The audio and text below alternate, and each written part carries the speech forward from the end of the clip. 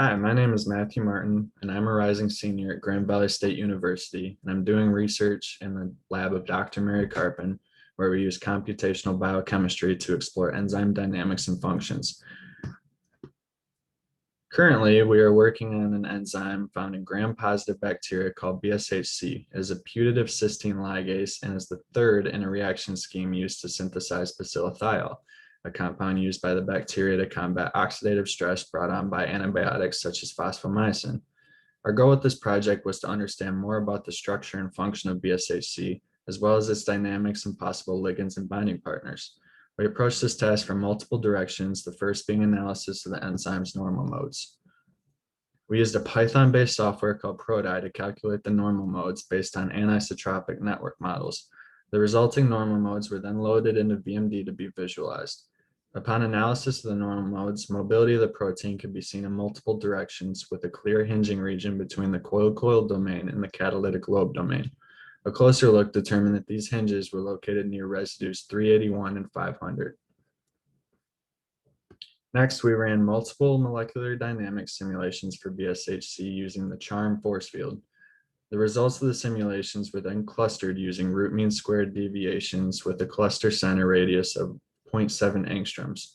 One conformation of BshC from each cluster center was then extracted and compared to a small angle X-ray scattering profile of the enzyme to see if we could find a conformation that better fit the structure in solution compared to the published crystal structure. We compared our cluster conformations in the crystal structure to the SACS profile data using an online server called Fox.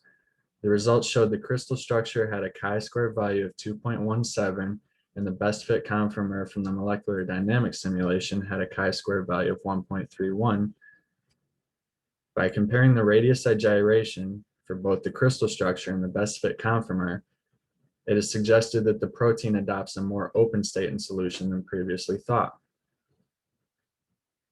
Finally, we took a look at what was happening in the active site. We did this first by going through multiple homology searches where we found that BshC was part of the Hup domain superfamily. Further exploration of structurally similar Hup domain proteins showed that in almost all cases, there was an adenine nucleotide located in a conserved region in the active site. However, a conserved glycine near the adenine nucleotide does not exist in BshC and is instead replaced by a conserved tyrosine, which would clash with the base. This suggests a novel Hup domain mechanism. By docking the substrate in the active site of BshC using molecular dynamics, we were able to identify residues in the surrounding area that were conserved and may contribute to the enzyme's mechanism. The results of this study will be used to hypothesize further experiments involving BshC,